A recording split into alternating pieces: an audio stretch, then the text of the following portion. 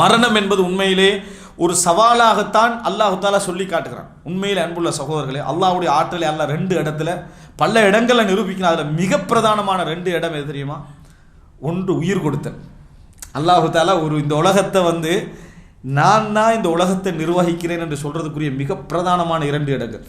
ஒன்று உயிர் கொடுத்தல். யஸ்அலூனக அனிர் ரூஹ், உம்மிடத்தில் உயிரை பற்றி கேட்கிறார்கள். குலிர் ரூஹு மின் அம்ரி ரப்பி வமா ஊதீது மினல் இல்மி இல்லா கலீலா. உயிருடைய விஷயம் அது இறைவனுடைய காரியம், எனது இறைவனுடைய காரியம். உங்களுக்கு கொடுக்கப்பட்ட அறிவெல்லாம் லிமிட்டட், கொஞ்சம் தான் என்று சொல்லுங்கள். உலகத்தை நீங்க உருட்டி புரட்டி எண்ணாமலாம் செஞ்சு சிலை வடிவத்தில் இறைவனுடைய அமைப்பு போல எல்லாமே நீங்க செஞ்சிடலாம். என்ன செய்யலாத? உயிர் கொடுக்க முடியாது. உங்களால் எதுவும் முடியாது. ஒரு சாதாரண ஒரு செல்லுக்கு உயிர் கொடுக்க முடியாது, ஒரு பெரிய ஒரு சிலைக்கு உயிர் கொடுக்கவும் முடியாது. அது அந்த உலகத்துடைய இயக்கம் அதுக்கு பின்னால தான் என்ன செய்து இருக்குது. இரண்டாவது என்ன? நஹனு கத்தர்னா பைனகுமுல் மௌத், மரணத்தை நாம் தான் எழுதினோம். ஃபமா நஹ்னு பிமஸ்பூகின், எங்களை தோற்கடிக்கவும் முடியாது. இது 2 கடையில் என்ன ஆட்டம் என்ன செய்ய அடி. இந்த 2ம் யாருடைய கையில் இருக்குது? இறைவனது கையில் இருக்கிறது. அது இறைவன் சொல்லி காட்டுறான். இந்த உலகத்தில் உங்களுக்கு ஒரு டைம் தந்திருக்கிறோம். வலக்கும் ஃபிஹா முஸ்தகர் வ மதாஉன் இலா ஹீன், ஒரு குறிப்பிட்ட காலம் இருக்குது, கொஞ்சம் காலம் இன்பம் இருக்குது, அனுபவிச்சுங்க. சும்மா இலைனா மர்ஜிக்கும், இன்னொரு இடத்துல அல்லாஹ் என்ன சொல்றா? சும்மா இலைனா மர்ஜிக்கும், பின்னர் நீங்க என் பக்கம் தான் என்ன செய்யணும்? திரும்பி வர வேண்டி இருக்கிறது. ஒரு மனிதன் இந்த ஹகீகத்தை யோசிச்சாலே, வாழ்க்கையுடைய இந்த அற்பமான யதார்த்தத்தை யோசிச்சாலே அவன் என்ன செஞ்சிருவான்? ஒரு ஒரு மிதமான நிலைக்கு வந்துடும். பெருமை குறையும், அகங்காரம் குறையும், கர்வம் குறையும், திமிரு குறையும். ஏன்? ஒன்றும் இல்லை. நம்ம என்னது? மண்ணிலிருந்து மின்ஹா கலக்னாக்கும் வஃபீஹா நுஈதுக்கும் வமின்ஹா நுக்ரிஜுக்கும் தாரத்தன் உக்ரா, அங்கிருந்தே படைத்தோம், அங்கேயே மீட்டுவோம், அங்கிருந்தே என்ன செய்வோங்க? நாம் திருப்பி எடுப்போம் என்று அல்லாஹ் தஆலா சொல்லி காட்டுறான். அப்போ ஒன்றுமே இல்லை. மனிதன் சொல்லிக் கொள்வதற்கு என்ன சொல்லி என்னது? எதுவுமே இல்லை. அதாவது அல்லாஹ் கேட்குற மாதிரி ஹல் அத்தா அலல் இன்சானி ஹீனும் மினத் தஹ்ரி லம் யகுன் ஷைஅம் மذ்கூரா, சொல்றதுக்கு எதுவுமே இல்லை என்ற நிலையிலிருந்து ஒரு காலம் அவனுக்கு நம்ம கொடுத்தோமே. அல்லாஹ் எப்படி சொல்றான்னா, சொல்றதுக்கு எதுவுமே இல்லை என்ற நிலையிலிருந்து அவனுக்கு ஒரு காலத்தை நம்ம கொடுத்தோமே. அப்படிப்பட்ட ஒரு காலம் மனிதனுக்கு வரவில்லையா என்று அல்லாஹ் தஆலா என்ன செய்யறான்? கேட்கிறான். அன்புள்ள சகோதரர்களே, எனவே இந்த பலகீனம், ஆனால் மனிதனுடைய செயலை பற்றி அல்லாஹ் தஆலா சொல்ற நேரத்தில் சவால் மாதிரி தான் என்ன செய்யறான்? அவனுடைய செயல்பாடுகள்லாம் இருந்து கொண்டிருக்கிறது என்றான். உண்மை. நம்ம எல்லாரும் அதை தான் என்ன செய்யறோம்? உணர்றோம். மரணம் சம்பந்தமாக பேசுகிற நேரத்தில் எல்லாம் நமது உள்ளம் என்ன செய்கிறது? வாழ்க்கையுடைய யதார்த்தத்தை அப்படி கிட்ட நெருங்குது. மரணம் சம்பந்தமாக நீங்கள் ஒரு அரை மணி நேரம் 3/4 மணி நேரம் கேட்டுட்டு இருந்தீங்கன்னு சொன்னால் உங்களுக்கு இயல்பில் என்ன செய்யும்? இதுதான் வாழ்க்கையுடைய யதார்த்தம் என்று நமது அறிவொரு புறம் மூளையுடைய பகுதிகள் திறப்படும். அதாவது வபதாலஹும் மாலம் யகூனு யஹ்தஸிபூன் அல்லாஹ் தஆலா சொல்றான். மறுமையில எழுப்பப்பட்ட பின்னால இவர்கள் சிந்தனையில எண்ணாத விஷயங்கள் எல்லாம் அவர்களுடைய சிந்தனையில தோன்றும் என்று அல்லாஹ் தஆலா சொல்றான். வபதாலஹும், அதுல என்ன செய்யும்? அதாவது சிந்தனையில அவங்க நினைச்சிருக்கல, அதெல்லாம் அவர்களுக்கு தோன்றும். நமது இப்புள்ள சிந்தனை கூட நீங்க எவ்வளவு யோசிச்சாலும் சில விஷயங்கள் உங்களுக்கு வராது தலையில. சில சிச்சுவேஷன் வர நேரத்தில் அந்த பகுதியெல்லாம் திறந்துவிடும். ஒரு பயங்கரமான சிச்சுவேஷன் வந்தால் அந்த பகுதியும் உங்களுக்கு என்ன செய்யும்? திறந்துவிடும். ஆசையான ஒரு சிச்சுவேஷன் வந்து அந்த பகுதியும் என்ன செய்யும்? திறந்துவிடும்.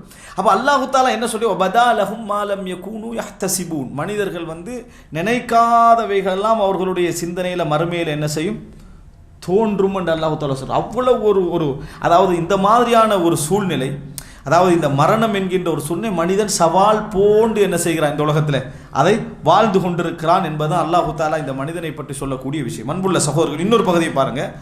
ஒரு முஃமினை பொறுத்த வரைக்கும் இப்படி இருக்கக்கூடாது என்பதற்கு ரசூலுல்லாஹி ஸல்லல்லாஹு அலைஹி வஸல்லம் இன்னொரு செய்தி சொல்கிறார்கள். இந்த உலகத்தில் இந்த நிரந்தர சிந்தனை போக்கு என்றது மனிதன்ட்ட இருந்து கொண்டே இருக்கும். நம்ம இந்த மரணத்தை பற்றி நம்ம பேசுகிற நேரத்தில் நம்ம மரணத்தின் பக்கம் நெருங்கிக் கொண்டே இருப்போம். உங்களுக்கே விளங்கு கொஞ்சம் பகுதி திறக்கிற மாதிரி இருக்கும். ஆனால் ஒரு 2 மணி நேரம் 3 மணி நேரம் போச்சுன்னு வைங்களேன், இருக்கிறதே விட க்ளோஸ் ஆகிரும். இது பெருசாகிடும். விளங்கிட்டா? க்ளோஸ் ஆகி எல்லாருக்கும் மரணம் வாரது தானே அப்படின்னு நம்ம அந்த யதார்த்தத்தை கொஞ்சம் மறந்து என்ன செய்வோம்? போய்கொண்டே இருப்போம். அதனால தான் ரசூல் ஸல்லல்லாஹு அலைஹி வஸல்லம் சொன்னாங்க, என்ன கபர்களை என்ன செய்யுங்க? ஜியாரத்து செய்யுங்க. ஃபைன்னஹா துதக்கிருக்குமுல் ஆகிரா, உங்களுக்கு மறுமை நாளை அதை என்ன செய்யும்? ஞாபகப்படுத்தி திருப்பி இந்த லைனுக்கு என்ன செய்யும்?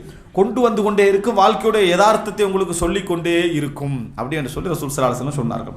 அன்புள்ள சகோதரர்களே, இப்போ ரசூலுல்லாஹி ஸல்லல்லாஹு அலைஹி வஸல்லம் ஒரு முஃமினுடைய மரணம் சம்பந்தமான பார்வை எப்படி இருக்க வேண்டும் அப்படின்னு சொல்றாங்க. இஸ்லாம் எங்களுக்கு சொல்லித்தரக்கூடிய அடிப்படை என்னன்னா, மரணம் என்ற யதார்த்தத்தை ஏற்றுக்கொண்டது மட்டுமல்ல, மரணத்தை ஒரு முஃமின் எப்பொழுதும் நெருக்கமாக வச்சே பார்க்கணும். அப்படி இருந்தால் மட்டும்தான் டோட்டல் இஸ்லாமிய சமுதாயத்துக்கும் வெற்றி என்று ரசூல் ஸல்லல்லாஹு அலைஹி வஸல்லம் சொல்லி காட்டுறாங்க. உலக முஸ்லிம்களுடைய அழிவு பற்றி சொல்லிட்டு ரசூலுல்லாஹ் என்ன காரணம் சொன்னாங்க? ஹுப்பு துன்யா வ கராஹியத்துல் மௌத், உலகம் பற்றிய மோகம், மரணம் பற்றிய வெறுப்பு. இதுதான் காரணம். என்ன? உலகம் பற்றிய மோகம், மரணம் பற்றிய வெறுப்பு. சஹாபாக்களுக்கும் மரணம் பற்றிய வெறுப்பு இருந்துச்சு, ஆனால் அது இயல்பான வெறுப்பு. ஆனால் எங்களுக்குள்ள வெறுப்பு எப்படி ஆகிட்டு, அது வரக்கூடாது என்ற மாதிரியான ஒரு வெறுப்புக்கு என்னது ஆகிட்டு. அதாவது நீங்கள் அல்லாஹ்வை சந்திக்க விரும்புகிறீர்களா அல்லது இந்த உலகத்திலே உங்களுக்கு நிரந்தர வாழ்க்கையை தரவான்னு கேட்டால் உடனே இப்போ எதை செலக்ட் பண்ணுற லெவலில் இருக்கிறாங்க, நம்ம உலகத்தையே என்ன செஞ்சிடறோம், செலக்ட் பண்ணிக்கொள்கிறோம் என்ற தீர்வு எடுக்கிற லெவலில் தான் எங்களுடைய விருப்பம் என்ன செய்யுது இருக்குது. அன்புள்ள சகோதரர்கள், இப்போ இந்த செய்தியை பாருங்கள். ஒரு முஃமின் எந்த நிலையில் மரணத்தில் இருக்கின்ற ரசூலுல்லாஹ் சொல்கிற இந்த செய்தியை பாருங்கள்.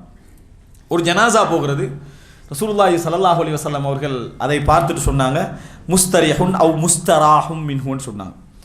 ஒருவர் நிம்மதி அடைகிறார், ஒருவரிலிருந்து நிம்மதி அடைகிறார்கள்.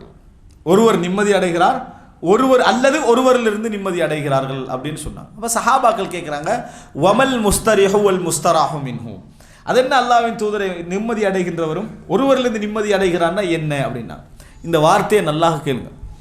ஃபஅம்மல் முஃமின் யஸ்தரிஹு மின் நஸபித் துன்யா வ அதஹா, முஃமினை பொறுத்த வரைக்கும் இந்த உலகத்துடைய களைப்பு, இந்த உலகத்துடைய தொந்தரவு, அதனது டயர்டிலிருந்து என்ன செய்கிறான், ஓய்வு பெறுகிறான், ராகத்து அடைகிறான்.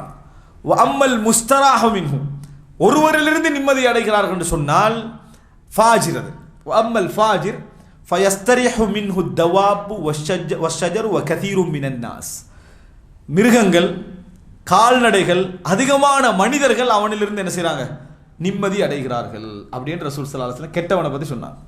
இப்போ இதில் முஸ்தரிஹ் மின்ஹு, இந்த உலகத்திலிருந்து நிம்மதி அடைகிற மூமினை பற்றி ரசூலுல்லாஹ் சொல்கிற நேரத்தில் முக்கியமாக ஒரு வசனம் சொன்னாங்க, யஸ்தரிஹு மின் நஸபி துன்யா வ அதஹா, இந்த உலகத்துடைய களைப்பிலிருந்தும் அவனுடைய தொந்தரவிலிருந்தும் அவன் நிம்மதி அடைகிறான் என்று சொன்னாங்க. அப்படி ஒரு ஃபீலிங் எங்களுக்கு இருக்குதா? அதாவது ஒரு முஃமின் மௌத்தாகினா இந்த உலகத்துடைய டயர்டிலிருந்தும் இந்த உலகத்துடைய களைப்பிலிருந்தும் நிம்மதி அடைகிறானா அப்படின்னு அர்த்தம் என்ன? நாங்கள் மரணத்தை இப்படா இந்த டயர்ட்லேருந்து நம்ம நிற்போம், அந்த அந்த ஹதீஸுடைய வாசம் எப்படி இருக்கேன்டா, இந்த உலக டயர்டிலிருந்து எப்போதான் நம்ம நிற்போம், எப்போதான் நம்ம ராகத்தடைவோம், இப்படியே நம்ம ஓடி ஓடியே இருக்கிறோமே, எப்போ இந்த மரணம் வந்து நம்ம அல்லாட்ட போய் சொர்க்கத்தை பார்க்குறது அப்படின்ற ஒரு முஃமின் எதிர்பார்த்த மாதிரியும், மௌத்து வந்த உடனேயே அல்ஹம்துலில்லாஹ் நான் நிம்மதி அடைகிறேன் என்று நினைச்ச மாதிரி தான் ரசூலுல்லாஹ் என்ன செய்கிறாங்க, அந்த ஹதீஸில் சொல்கிறாங்க.